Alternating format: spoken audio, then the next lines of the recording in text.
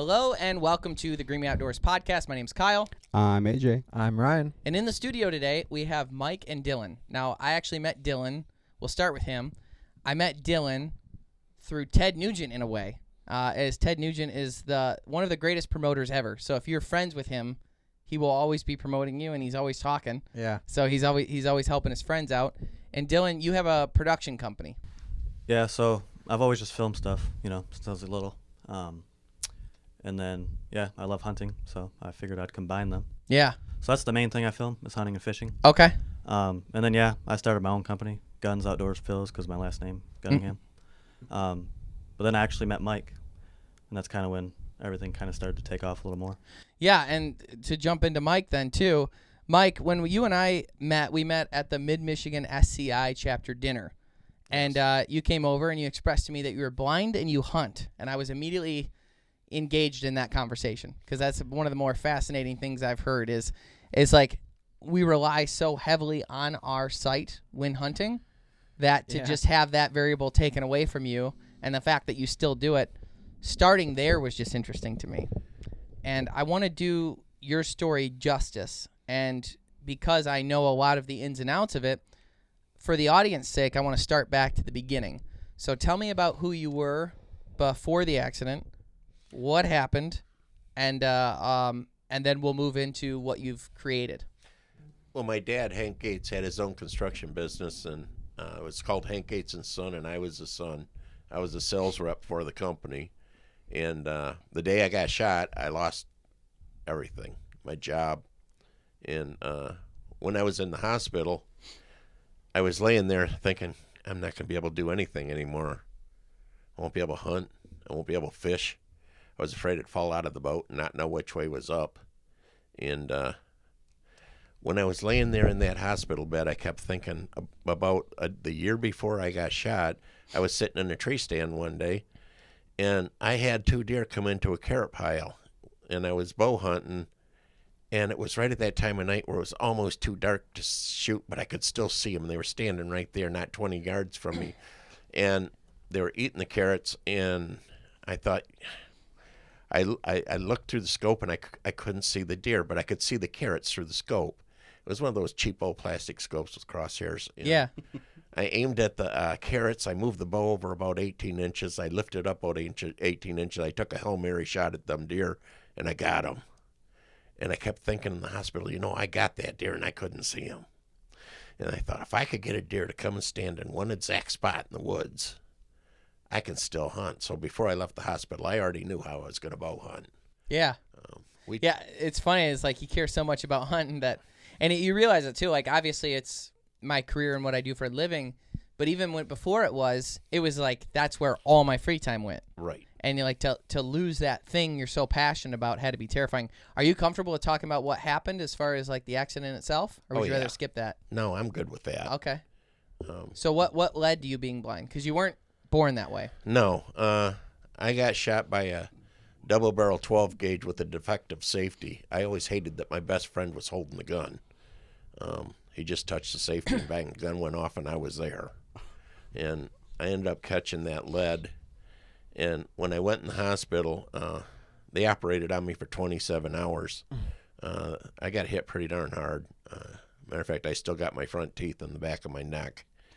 Really? That's how hard I got hit. Jeez. And they saved my face because they did a procedure. I was at Ford Hospital that they had never done before.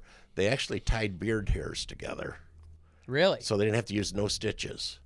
No, what? Yeah, I know. And they just sewed me back up with my beard hairs. I got to tell you, too, I mean, you'll have to take my word for it, but you look great. Like there's no sign that anything ever happened to you. Yeah, most people can't even tell I'm blind if they don't Not take at off all. my glasses. You Right. know. How far were you from the gun?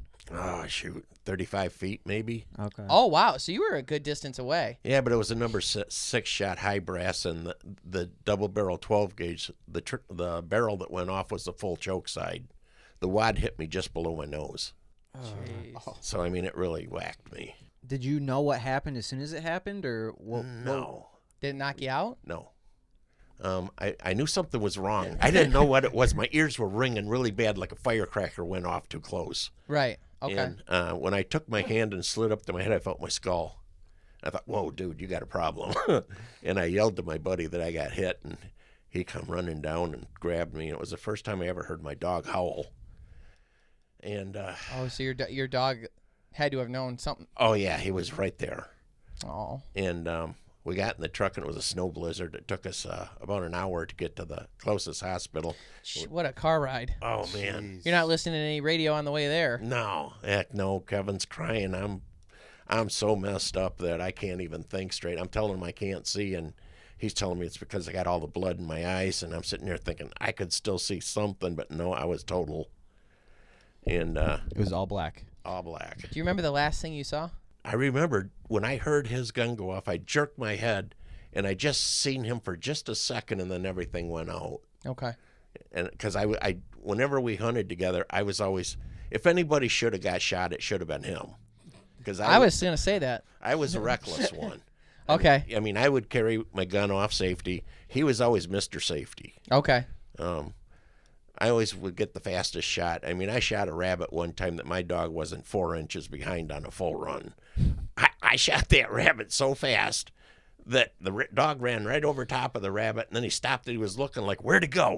He had no clue. But I could still see then.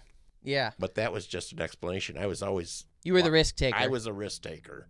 And back when I was a kid, if it was brown, it was down. If it flies, it dies. If you could eat it, it was going home with me. The defective safety, like how was that looked into? Like what was looked into there as far as like to determine that was the problem? Yeah, was there some like, sort of legal what investigation? I guess like if you were to ask your friend the story, what does he say happened? He says that he didn't know how the gun went off. It all happened so fast that he just knew he didn't pull that trigger. Right. And I hired an attorney, which I'm not supposed to talk about, but I don't care what they think. And He's saying it, not us. You're fitting right in with us. You're fitting right in. Okay. Well, I had 2 attorneys and other people at the airport, and they flew in their attorneys and their gun specialists, and they decided they was going to do this random amount of test. So these gun specialists have got this gun set up in a gun vise, and he says, I can wiggle this safety 10 times and it won't go off. I can do it 20 times. Then he started showing his butt. He says, I could do it 30 times, and on the 29th time he wiggled it, that gun went click. Oh wow. We couldn't even get that gun to go off like that. Right. But that's how we found out what happened. They showed us what happened. Oh. But the whole By accident. Yeah, and With the goal of showing you what didn't happen. yeah, they had an accident that showed how my accident happened. Right. But they took and forgot that we had video cameras set up all around the room, and these 2 gun specialists went over, and within 30 seconds, he had that gun all tore apart. They took out the defective part and slid the one in, and took that piece and put it in their pocket. Nobody's seen them except for the cameras. Good. So after So that, the cameras caught him. yeah, and after that, they didn't have to go to court. I mean, they couldn't wait to talk to me. Yeah. Yeah. So Settling sounds good all of a sudden. Yeah. You were playing hard to get after that. oh you know. yeah. Yeah. That. Oh, my But it was goodness. so crazy though, because I went from $650 a month Social Security to that. Yeah. So I bought at the time God was moving on my heart that I should go to and start a camp for these blind kids, because I knew I was supposed to do this, and I didn't want to do it. Matter of fact, I said no. I moved to Florida. I bought a house there, started a commercial fishing business. I just did not want to do that. Yeah. And matter of fact, I had 4 boats and had a deep water well in my backyard, so I parked my boat right there. And one day I found myself sitting on my 44-foot screened-in porch right next to my built-in pool with my 34-foot Mako with twin pentavolt. Oh, man. Yeah, they hate when their guns go off. Yeah, and I was totally and absolutely bored. Oh wow. I could do anything I wanted to, anytime I wanted to, and I was bored. And I went in the house and told her, I says, I got something. I'm supposed to start something for these kids. So What year was this? 1990. Well, when I left Florida, it was 1996. Okay. And we went to one of my son's weddings, got married here in Michigan. And we've been looking for land all over the country. It was just unaffordable to start a camp, And I didn't have that much money, not to be able to do what I wanted to do. But we were driving through Kentucky to go back to Florida, so that I could move to California to go to seminary. And on our way through Kentucky, we stopped at a Denny's restaurant. My wife did what she always does. She grabbed one of those magazines. It was a Ford Brothers Homes magazine. They were free, something to look at while we waited for our food. And we ordered our food, and she's flipping through it, and she goes, "Oh, my God, Mike, there's 104 acres in here for $25,900. Wow. I told her, Lori, I said, "Lori, don't get excited. I've seen Kentucky." But I was wrong. The only way I ever seen Kentucky was from the freeway. I had never seen it inland. Right. Well, we got up there, and it was beautiful. And I says, "Lori, I think this is where we're supposed to be." I says, "I'm going to buy this. Are you okay with it?" And she says, "I'm okay with it as long as you sell your boat." Well, I've been trying to sell that boat for 2 years at a giveaway price from, that playing Gilligan's Island out there is not that much fun. Right. And I said, "No problem, but I'm going to buy it now while we're here." So I went to the bank, took out a loan. I borrowed this thing. Well, I found myself praying as I left Kentucky, "God, if you're really in this, you'll sell my boat for me." So I tried to sell the boat 3 years before for $18,000. It was a giveaway price. Yeah, it is. And nobody even came and looked at it. So when I left Kentucky and got home, I changed the price from $18,000 to $29,000. I sold it the next day for $27,500. It makes yeah. I mean, it's fun. Maybe people thought it was so Yeah. cheap. They're like, "Oh, something's got to be wrong." Yeah, something's wrong. Yeah. Too good to be true. Yeah, right. yeah. That can be. Yeah, it sure can. Yeah, you can underprice stuff and turn people off. But so we took the money and we paid off the property, and then the Ford company, real estate company, called me and said that there was another 558 acres that attached to that 104. Would I be interested? And I asked them how much, and they said $225 an acre. I says, "I'll take it." Yeah. So I bought that, and then another 107 came available, and I bought that. And then 60 more, and I bought that. I'm good at math, but I'm losing you. So how many Yeah. do you end up with? 900. Okay. Whoa. I know. And it took us 5 years to fence it. But Yeah. this property was huge. I mean, we had 2 lakes on it that were both stocked with bass, catfish, and bluegills.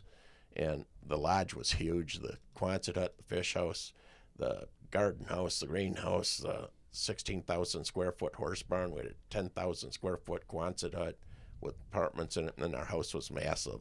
I have a question for you. Yeah. When you describe the things that you're describing right now, the house, the ponds, in your head, do you picture them? Oh, yeah. Like you see them, Oh, or, yeah. or No, do you? I see them. Okay. I was gonna ask, do you remember? I was like, are you remembering the feeling of being around those things in the water, or this or that, or do you see them in your head? No, I remember all of it. Just the same as if I could see it. Like if you seen it and you was remembering it, is the same way as it is for me, because I had a part of all of it. Got it. There's not an inch of fence that was put up through there that I didn't help stretch. Right.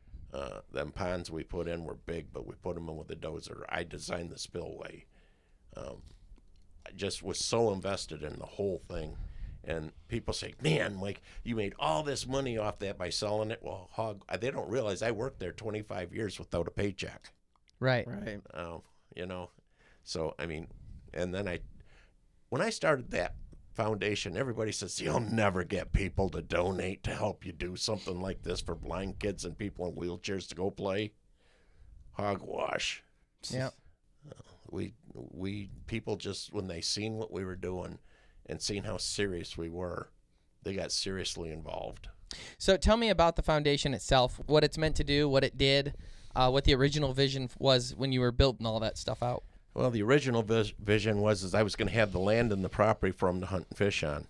And then about a year before COVID hit, actually about 6 months before it hit, our mission groups dried up. Everything stopped, and the support stopped coming in. I don't know what happened, but it was just a dry year.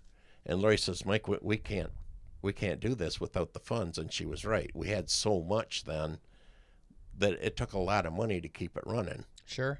Just the electric bill on the lodge alone was $2,200 a month. Jeez. I know. And without an income, you're not going nowhere. Right. So I put it up for sale, and I got a multi-billionaire that came in, and her daughter was with her, and I knew I had it sold when her daughter looked at her and says, "Oh, Mommy, I got to have it." It was the best thing I ever heard. So we ended up selling. We got a pretty substantial amount of money for it. Did you profited quite a bit from? Oh, yeah. From the original what you paid and then the money put into it. 20 times. Nice. Yeah, I was gonna say, It's it not a probably bad- helps that it's all developed land now. Oh yeah. Yeah, it's all done. It was 14 miles of trails on the property. Wow. You know, we spent. Wow. You could run a half marathon on the property. Oh yeah, we took in. We spent 20 years killing raccoons, because raccoons will get into a turkey nest and wipe out the eggs. Yeah. Well, we wanted to get rid of the coons because we wanted the turkeys. We didn't want the coons.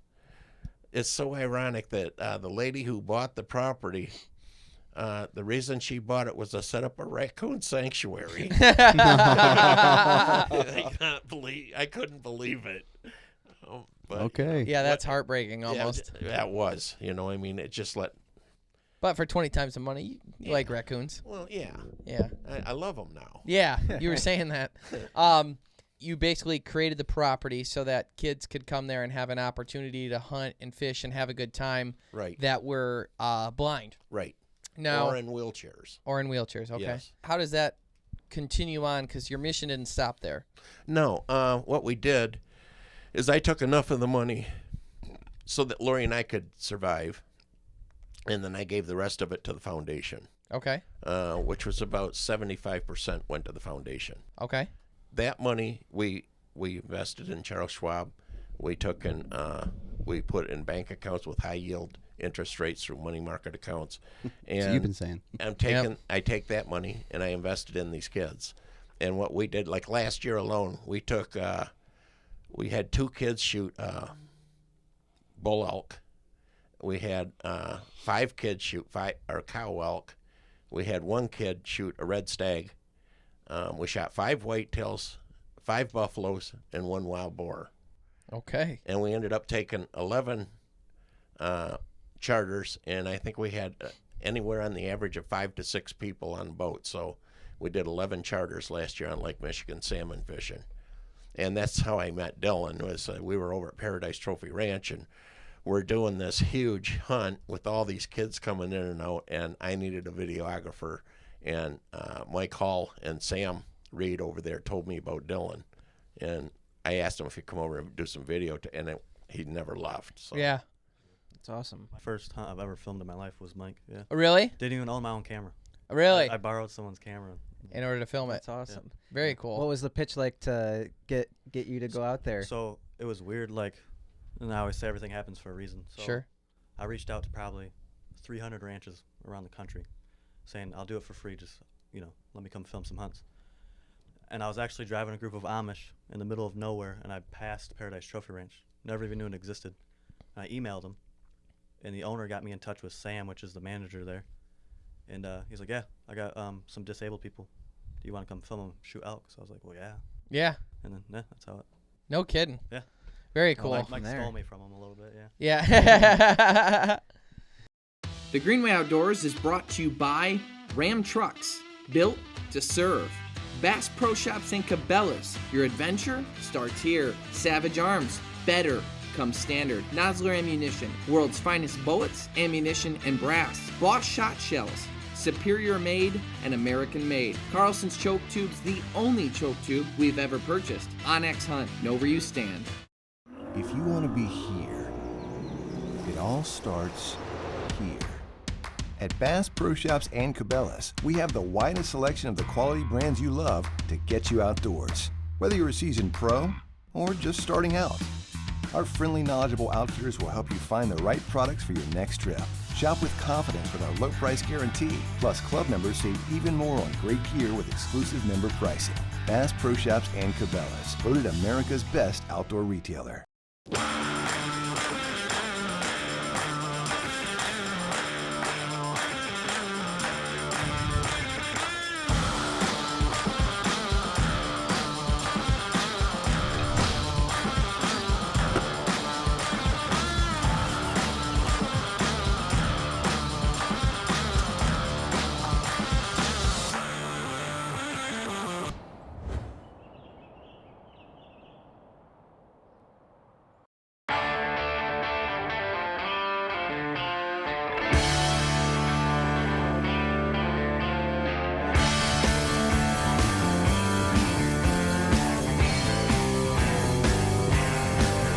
For every purpose, for every path, for every soul, for every season, there's a Ram.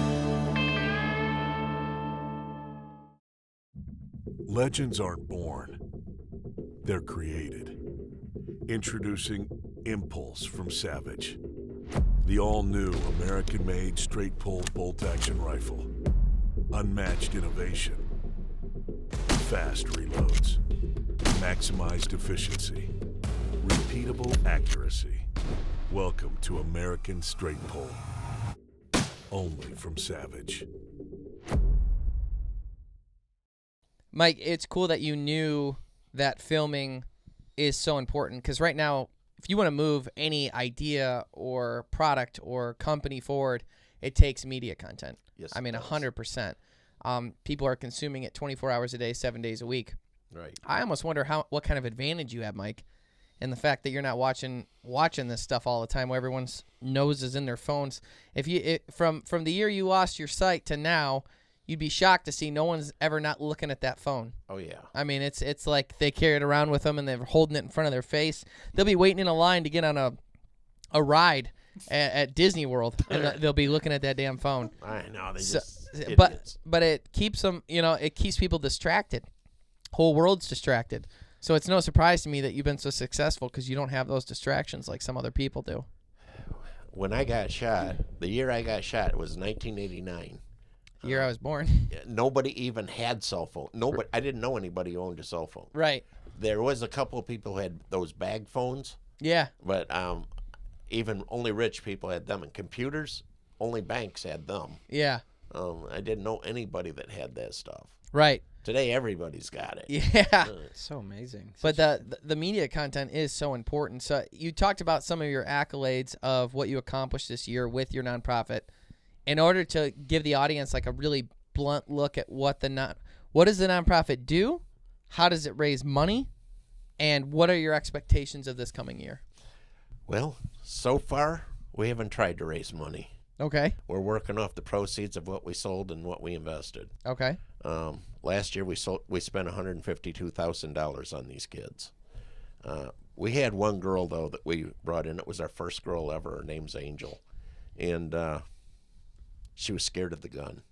And this girl had some pretty major issues. She has grand mal seizures. She's got blind in one eye, is 35% in the other eye. And anyways, we took and put her, state police brought in a sniper rifle with a sound suppressor on it, a silencer. And then they took and we got earmuffs with sound suppressors on them so she could still hear, but would knock out the sound. And The shock, yeah. yes, and we took and we built this box. It's about 4 feet wide by a foot deep by 4 feet tall, and we made it tall enough to it put casters on it. We'd roll it up to the front of the truck, and I got some eye hooks on there. We ratchet strap it in so it can't move, and then on top of it, it's got an actuator. We set the gun in it, and the rod goes through the trigger. We put a camera on the back of the scope, and then we let them sit inside the truck, and we take all the modem and the joystick and the push buttons in there, and they can sit there and move that gun right and left, up and down. Oh, that's cool. With the joystick. Dang. And when they get the crosshairs on, they just push a button and bang, the gun goes off. Oh, that's Yeah. cool. It is so much fun. It's more fun than I could see. But I don't use the machine. I got a pistol scope on my 300 Win Mag. Somebody stands behind me, says right, left, up, down, fire. If I miss, I slap them. Yeah. I lose a lot of spotters. Yeah. Yeah. You got a lot of one black-eyed spotters. But this Angel, she was so afraid to push that button after she got it on target that one of the guys said to her, just push the button with your elbow, because she had both hands over the earmuffs, and when she pushed the button with her elbow and the gun went off, bam, she's on the floor in a fetal position. Just scared still. Yeah, scared to death. She felt the compression of the gun, and that was enough. And I thought, we're not doing that to this girl anymore. She was doing it because everybody wanted to see her do it. Yeah. Right. Not because she wanted to do it. Well, we decided we're not doing that. So this year we took her deep sea fishing in Florida. Oh, that's awesome. Oh, man, we just had so much fun. But the best part, we caught 162 fish in 2 days. Whoa. That's I know awesome. we slammed them, but Angel has about a 2-foot-long grouper on right next to the boat. It's about a foot underwater, and whoosh, she gets sharked. Oh yeah. But it didn't just take it off just behind the gills. It bit it off to where there was only like 2 inches of head left on her hook. Yeah. Oh, wow. I got her to squeal on that one. Yeah. But that was so much fun. I mean, she had the time. It was a lifetime thing, once in a lifetime. Yeah. And there's other organizations out there that do the same thing as we do. The difference between them and us is that they're one and done. They take them one time and they're done. Right. It's I more get- of like a Make-A-Wish thing. Yeah, I take and get involved in these people's life. Some of these guys that have been hunting with us have been hunting with us for 10 years. Right. I build a relationship with them. I call them twice, 3 times a week, and I talk to them.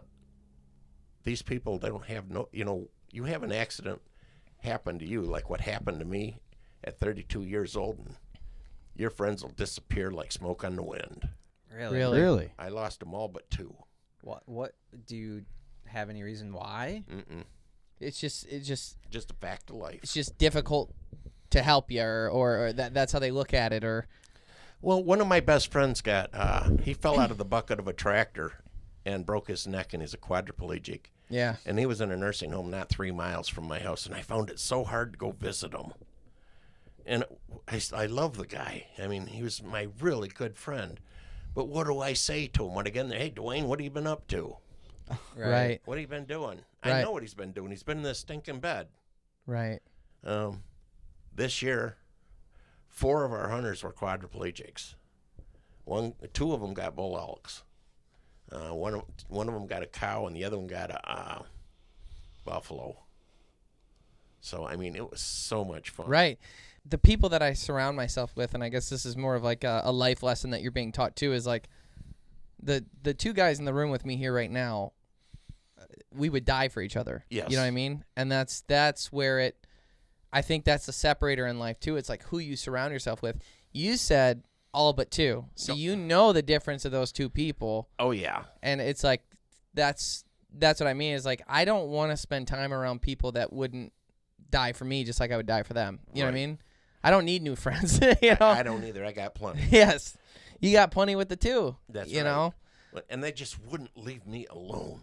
Right. I mean, I wanted to be left alone, and they wouldn't leave me alone. Well, Yeah. you always wonder how you lived your life. But one day, one of my friends came over. I'm sitting on the couch, and I'm crying. I got a wife and 4 kids, Tony. What am I going to do? And he says, well, I'll tell you what, Mike, we'll have a benefit for you. And I says, big deal.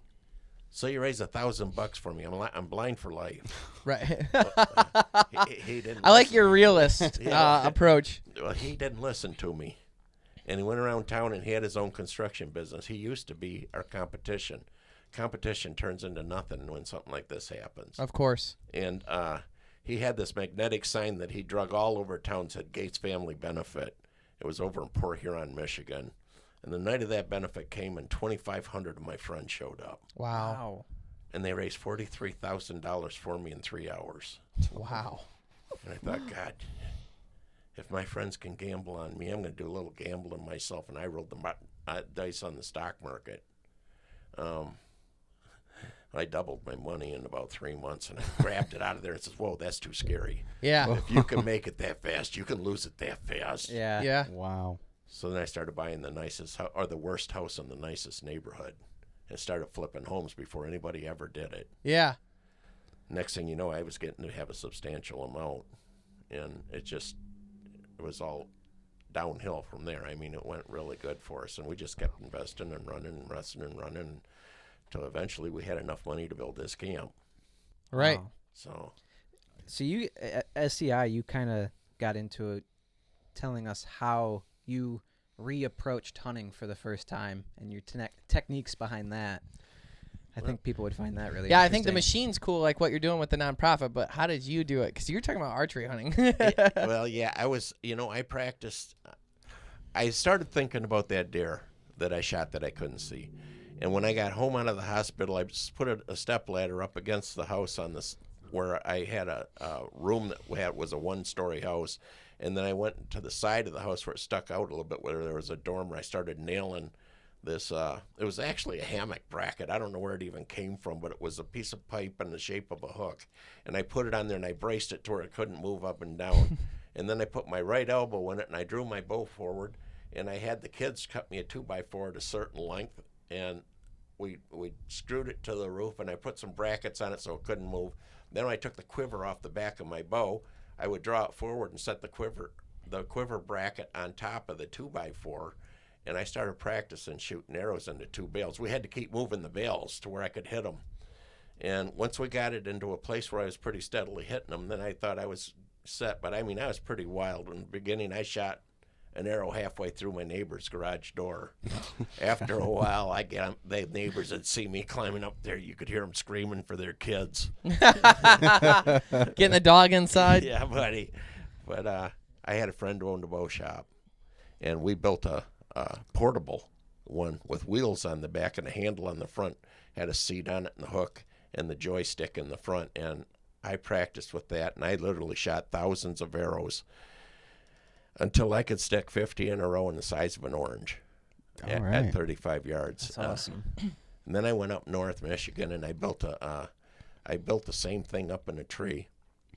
And I shot an arrow in the dirt. I had a game tracker hooked to it. I was using a compound bow, and I pulled the string back tight, and we built a feeder box out of logs in the shape of a letter J about 3 feet high, filled up the back of the J with carrots, and my arrows were going 18 inches back and 18 inches high. If a deer walked into that carrot pile, he was mine every time. Deer eating carrots makes a ton of noise. Yeah. So you were just sitting there quiet, waiting yeah. waiting to hear that chewing, and then yeah. you know where he was. Oh, you'd hear him coming, you know. Yeah, of course. But once he started munching, as long as he didn't bust me, he was. See, my biggest problem was I couldn't tell if he was looking at me or not. Of course. So I got busted a lot. Yeah, you go to pull back and you hear him go off. Yep. Yeah. I hate that sound. Yeah. But So the point of exactly. the point of the logs was to funnel the deer into a specific position. Right. Well, the deer are lazy. They'd walk up, they'd look over the top. They wouldn't bend down and get one. They'd walk around to the opening. Now he's standing perfectly broadside to me. He's got to be up there certain depth to be able to bend down and pick a carrot. And, Right. But I quit hunting like that. Why? Because I had no choice over the sex, size, and I bet you'd be pissed off in an antler point restriction zone. Well, you know, he's chewing like a 4-pointer. You know, you know, speaking about chewing like that, I had a farmer let me hunt on his property, and I had a carrot pile set up just like this whole outfit, and I had these deer come running through the woods, and they ran right up the carrots, and they just started crunching like crazy, and I'm thinking, no way, man. And I hurried up and got the draw back. I'm sitting there listening, and I realized I released on my bow and didn't shoot and just set it on my lap, and I realized something's wrong. I don't know what it is, but something's wrong. They're eating the carrots too fast, and all of a sudden I hear, "Ugh." Oh no! Oh. I went back to the farmer. I says, how much for a cow? He says, oh, you didn't shoot one of my dairy cows, did you? And I says, no, but it was that close. I says, how much if I shoot one by accident? Yeah. He says, we're going to move your bait pile. But, you know, stuff like that. It's only be easier to move the cows. You got that right. You know? For people that want to reach out to you as far as like somebody, let's say you're a blind person or someone with a paraplegic or something like that wants to reach out to you, what are the qualifications to be able to work with you, and what's that process like? Good question. The qualifications, first of all, the rules that we have to be able to help people, first one is that they have to either be blind enough to where they can't aim their own gun or their own bow, or they have to be disabled enough to where they're grounded to a wheelchair. I don't take people out who have PTSD, and I mean, there are several organizations out there, and you can't do it all. Right. Yeah, you got to kind of pick your niche. Right, you got to take and pick your niche. That's a perfect way of putting it. Yeah. And nothing wrong with that. I agree. And the name of the organization is called Christ's Outreach for the Blind. There's an S after Christ to show ownership. All they got to do is go to my website, and there's all kinds of ways to be able to contact me through there. Our landline phone number is 231-629-8443. there's no sense in my cell phone. I don't answer it. Answer for me. Yeah, No, I'm just- there's some people. Yeah. Ted Nugent, we got to meet him. We hunted with him down there at his place. We took 14 disabled people in there to hunt. And I'll never forget, here I got all these kids. I'm trying to teach them the love of God and all this stuff. And Ted walks up. He has zero filter. He gave Corey a hat that he can't wear in public. Yeah. Oh yeah. Probably Re-elect the that elect mother? one, yeah. Oh, yeah. Yep. But Ted had just had 2 knee replacements. Mm-hmm. And Jumping off those guitar boxes. and yeah, stuff. it could be. But I heard him whispering to his cousin Jim. He's got the quadriplegics, paraplegics, blind people. Everybody's standing around listening to Ted talk. And I heard him say to his cousin, he says, you know, Jim, you ever see me complaining about these knee replacements again? He says, just kick me in the nuts. I thought, give me a break. I love him. That's another realist. Yeah. Like putting things into perspective. Yeah. It also is nice that he had you guys out there. Yes. Doesn't surprise me at all. No. Him and the people that work there, we had a lot of fun there. The Greenway Outdoors is brought to you by Ram Trucks, built to serve.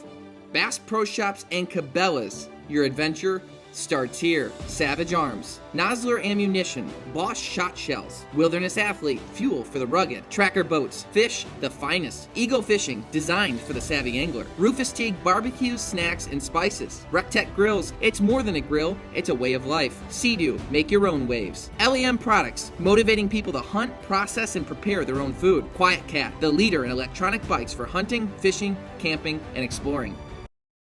Consistency. That's what you aim for with every practice shot.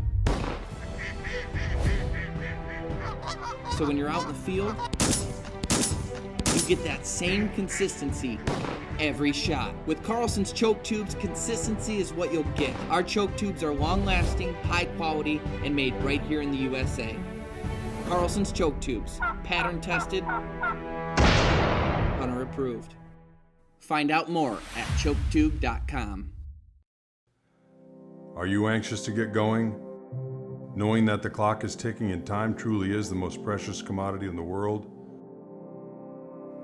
Then you, my friend, are in good company.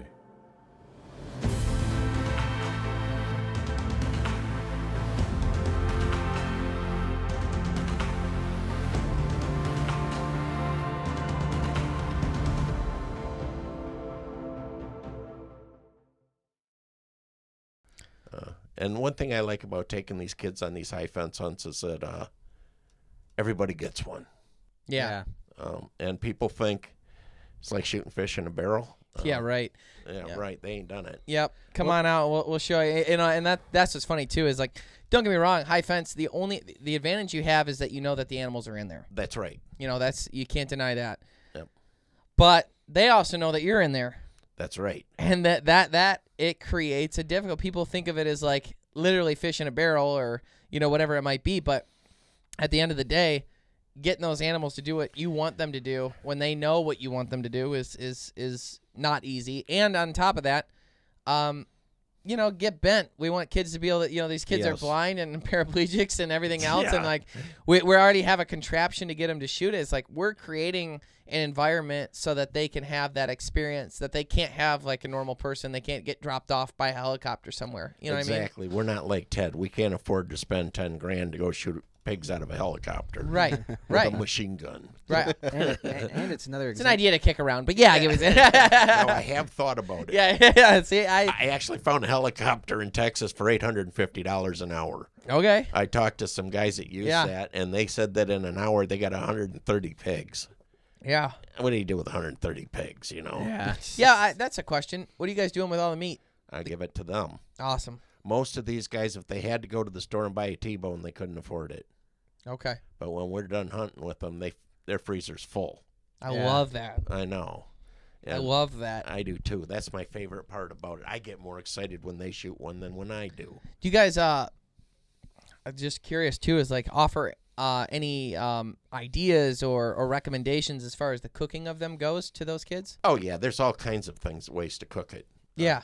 But we usually hunt animals that are so good Yeah, you can't mess it up. Yeah, you can't mess it up. Right. I mean, we've shot red stags, we've shot elk, we shot whitetail. This year we're shooting Mongolian yaks. I don't even know what that is. Yeah, it's an animal that is like a wild cow that comes out of India and Nepal. Okay. Kathmandu, Nepal. Is it the one with the real long straight hair? Yep, really long hair. Yeah, it's Yeah. like a shaggy dog. Yep. Where are you guys doing that at? There's a ranch over here that raises them. It's called the Hidden Horn Ranch. Okay. And we've got several ranches we go to, but the Paradise Trophy Ranch, that's you get back to that shooting fish in a barrel. He's got over 2 miles inside the fence, and he's got a 200-acre swamp in there. And those red stags, when he bought the property, them red stags were already on the property, and that property had been left vacant for 7 or 8 years. Oh, wow. So them animals were wild. Yeah. And Yeah. they still are today. I mean, you get in there, you might get the first one pretty easy. But after that, it's over. Yeah. 7 or 8 years, you're talking about 2 or 3 generations. Oh, yeah. Yeah. But the whole thing of it is that we were timing them. The longest anybody ever had to get on one of those animals to get a shot was 20 seconds. Oh wow! And when right. you're using a machine and a joystick and all these buttons and That ain't long enough. No, it ain't long enough. We had 1 kid out of 6 get one last year. That was the longest? Yes. And Jeez. we ended up with the rest of them. We shot 5 cow elk and then 2 bull elk, and it was. I mean, it's just so much. It's 5-star there the whole time. The meals, they built a building just for us. It's all ADA accessible. It's got 4 bedrooms Wow. and 4 bathrooms, and it's got twin beds in each bedroom. Or twin queen beds in each bedroom, and I mean, just everything is ADA accessible. It's so nice. That's cool. I know it. That's These guys, when they go, these people who are in wheelchairs and are blind, they get second best everywhere they go. That's true. But when I get them, it's 5-star. We ain't doing it. Right. I love That's it. awesome. I love it. I go back to that girl Angel. It's really amazing that you recognize the fact that clearly she's not about this hunting thing, No. and found an alternative for her to go enjoy, whereas it seems like you could easily go down the route of making these sorts of things a spectacle. Yes. Where it's Nice. like look how Yeah. good and great we are helping these kids, even though she hated it. Right. So You were like conscious enough to be like, this isn't about us. It It's never about was. her, and she's not getting what she needs out of it, so we're going to switch it up so it can be. I haven't even hunted in 3 years. Oh, geez. I go with these guys. You know, I got to hunt 100 times, Yeah, but I haven't pulled the trigger in 3 years. sure. I just have no reason to. I mean, I got 3 freezers. I've almost got my freezers low enough to where I can go again. that's Yeah. awesome. But that's the same with the people we're working with. Right. I mean, they've all got freezers full. I love it. So And do I. that's everything too. You know, and for any of them, because I'm sure a lot of them see this, on our YouTube channel and our website, we've got a ton of recipes on there too. Oh, is that right? Yeah, with it's listed out well, and then we also show a step-by-step in video form so that they can do those kind of things. And we, like you, like the 5-star recipe, so it isn't just slap some salt and pepper on it and sear it in a pan and hope for the best. It's, you know, pretty like a little bit more complex. Yeah. You know, make them good. Yeah, that corned goose was Oh yeah, very labor intensive. Yeah, like I just made corned goose for the first time, and now I hate corned beef because I can't believe how good it was. It was amazing. It's next level. Canadian geese, yes sir. So I took them, I breasted them out, and then I took the legs too, but for this recipe I used the breasts, and I soaked them in, it's called Morton's Quick Tenderizer, pickling seasoning, and some other ingredients, just to soak them in. You leave them in there for 5 days. You flip them on at 2.5 day mark. You flip them inside there because they kind of stack on each other at the bottom, and then you know some sides don't get evenly pickled, if you will. And then you flip them, and we took them out 5 days later, and then cooked them in a crock pot with onions and garlic and all these different things, and in water. And oh my gosh, when it was done, it was the best corned beef. You know how corned beef always has like kind of like that fatty texture to it, or fatty to it. Imagine you know how some of the parts, like you put a fork in them and you go like and you pull and it kind of strings it. Yes. Like that's the best part because it's all meat. You know what I mean? Yeah. The whole breast is like that, And if you had a gun to your head, you couldn't tell us which one was which, whether it was beef or goose, except for you just liked the goose better. I mean, it was unbelievable. Very accurate. Yeah. And AJ's not an easy one to impress with the culinary stuff. So if I mess up at all, he's like, not good, you know. Man, I got 25 of them in my backyard right now, nesting down every day. You got to wait till September 1st, but then you're in. Yeah, man. Well, I live in a subdivision too. Yeah. Those pesky neighbors. But, I hate that, you know. well, thank you so much for coming out today. I really appreciate it. Well, thank you guys. True pleasure. Yeah, this was awesome. As soon as I met you at the SCI thing, I was like, man, we got to have him out. I got to talk to him. It's a pretty cool, thanks, guys. pretty amazing story. Well, thank you so much for tuning in to the Greenway Outdoors podcast. Don't forget, we have a TV show on the History Channel. It's streaming on the History Channel right now, as well as Tubi, Carbon TV, and Wild TV Plus. In addition to that, we have a weekly vlog that comes out every Friday and a weekly podcast that comes out every Monday. And we also have a huge string of how-to videos you can find at thegreenwayoutdoors.com.